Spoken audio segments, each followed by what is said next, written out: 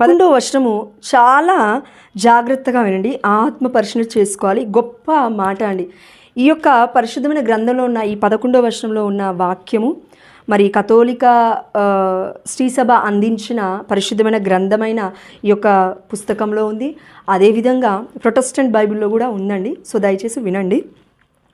అంతటా వారు ఆ గృహమున ప్రవేశించి తల్లి మరియమ్మతోనున్న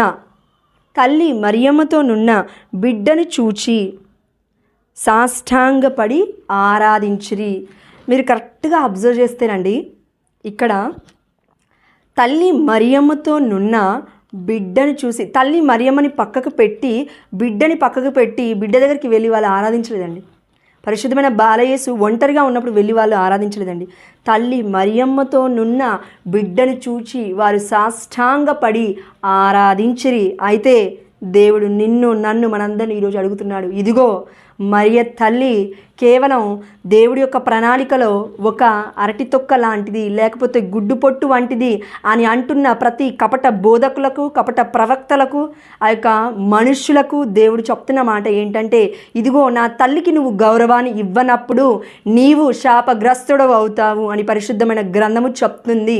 ఎన్నో చోట్ల దేవుడు అన్నాడు, ఇదిగో ప్రభు ప్రభు అని నన్ను సంబోధించువాడు ప్రతి ఒక్కడు పరలోక రాజ్యంలోకి చేరలేడు, కానీ నా తండ్రి చిత్తానుసారముగా ప్రవర్తించువాడే పరలోక రాజ్యమునకు వారసులవుతారు.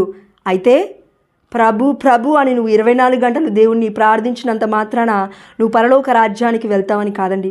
పరిశుద్ధమైన గ్రంథంలో ఏదైనా వాక్యం ఉందంటే there is a deep meaning, గొప్ప నిగూఢమైన రహస్యం ఉంటుంది. కాబట్టి కథోలిక ప్రజలు ఈ రోజుల్లో చేసేది ఇదే.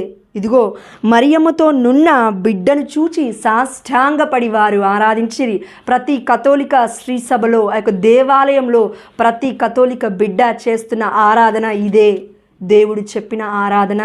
ఈ ఆరాధన మరి ప్రొటెస్టెంట్ సహోదరులకి ఉందా? లేదు.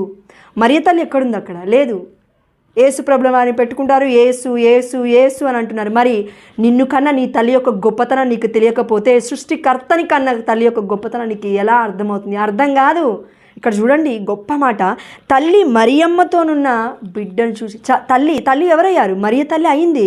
ఎలా అయింది? పరిశుద్ధాత్ముడి యొక్క ప్రభావం వల్ల గర్భము ధరించి, ఇదిగో రక్షకుని కన్నది నీ కోసం, నా కోసం, మనందరి కోసం తన యొక్క జీవితాన్ని పణంగా పెట్టి, ఇదిగో నేను ప్రభు దాసురాలను అనే యాక్సెప్టెన్స్, ఆ యొక్క మనస్ఫూర్తిగా దేవుడికి విధేయత చూపించి ఆ ఆజ్ఞలకు లోబడి తల్లి జీవితాన్నే దేవుడికి అర్పించేసింది. మరి అలాంటి తల్లి యొక్క గొప్పతనం తెలుసుకోకుండా మరి దేవుడి యొక్క వాక్యాన్ని బోధిస్తున్న ప్రతి ఒక్క బిడ్డకు ఇది ఒక హెచ్చరిక కావాలని దేవుడు కోరుకుంటున్నాడు. ఇదిగో తల్లి మరియమ్మతోనున్న బిడ్డను చూచి సాష్టాంగపడి ఆరాధించిరి. మరి నువ్వు ఆరాధిస్తున్నావా?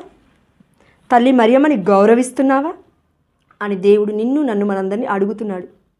తల్లి మరియమ్మతో ఉన్న బిడ్డను చూచి వాళ్ళు ఆరాధించారు. అంతేగాని సపరేట్గా కుమారుని సపరేట్ చేసేసి అప్పటికప్పుడే ఆరాధించలేదు. ఎందుకంటే నువ్వు పోషించలేవు కదా. బాలయేసు యొక్క బాధ్యత ఎవరికి ఇచ్చాడు? దేవుడు. అమ్మ మరియ తల్లికి, యోసేపు గారులకి ఇచ్చారు. ఎందుకంటే వారు నీతిమంతులు, అనుగ్రహ పరిపూర్ణురాలు మన మరియ తల్లి, ధన్యురాలు మన మరియ తల్లి.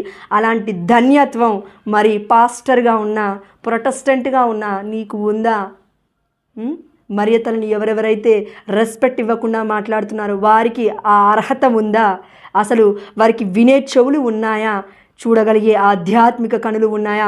పరిశుద్ధమైన గ్రంథము ఎన్నోసార్లు నువ్వు చదివిండొచ్చు, కానీ మరి వాక్యాన్ని అర్థం చేసుకోకుండా, నువ్వు దేవుడు చెప్పిన వాక్యానికి లోబడకుండా, విధేయత చూపించకుండా నేను ప్రభువుని స్తుతిస్తున్నాను అంటే అది వ్యర్థము. కేవలం మాటల దగ్గరే నువ్వు ఆగిపోయావని అర్థము.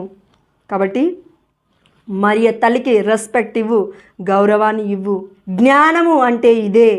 పరిశుద్ధమైన గ్రంథంలో ఉన్న వాక్యాన్ని అర్థం చేసుకొని నువ్వు పాటిస్తూ ప్రవర్తిస్తూ ఉంటేనే క్రీస్తు నీలో కనబడతాడు. ప్రియమైన బిడ్డ, నీ బోధనలో కూడా కనబడుతున్నాడా అని నా దేవుడు నిన్ను ప్రశ్నిస్తున్నాడు. అదేవిధంగా నీవును ఈ రోజులో లూసిఫర్ లాగా ఉన్నావా? లేదా దేవుని ఆరాధిస్తున్నావా? లేదా ఆరాధనే నన్ను చూసి వేరే వాళ్ళు చేయాలి అని హాలోజినేషన్లో బ్రతుకుతున్నావా? ప్రియమైన బిడ్డ అని దేవుడు నిన్ను నన్ను మనందరినీ ఈరోజు ప్రశ్నిస్తున్నాడు.